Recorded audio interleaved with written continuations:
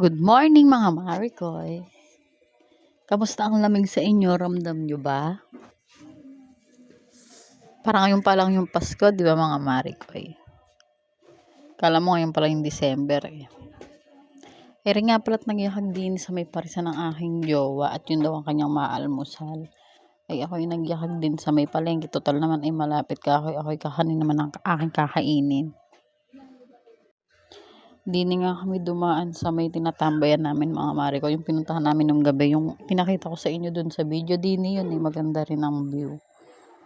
Pagka ganiring umaga. Oh, yun may pahalesa pa, 'di ba? Pwede ka din dito mag-jogging eh. Pag umaga at hapon may mga nagja-jogging din eh.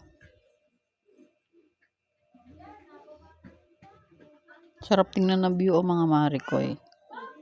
Gusto ko nga sanang yayaan ng jowa ko din mag-jogging. At ay ako na may kapoy, kakainis. Ang laki-laki naman dyan eh, kapoy.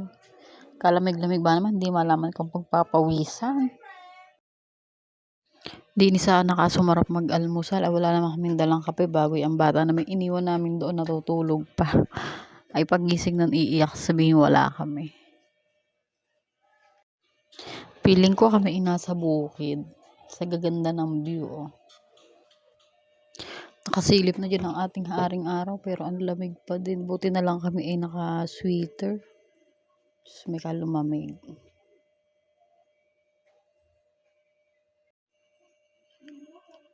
Ayan mga Mari.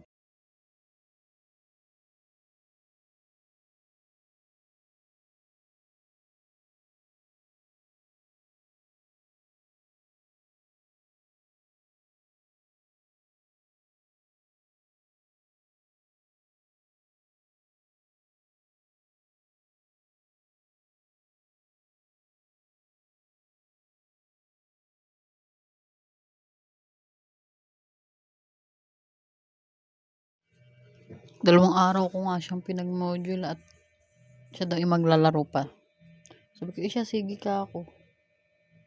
Pinagbasa ko muna tapos yung isa pinasagutan tapos kinabukasan ganun ulit, basa ulit tapos pinasagutan.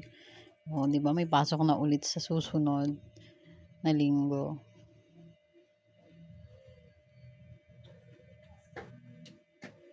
So, yun lang mga Marikoy. Ingat kayo palagi. God bless.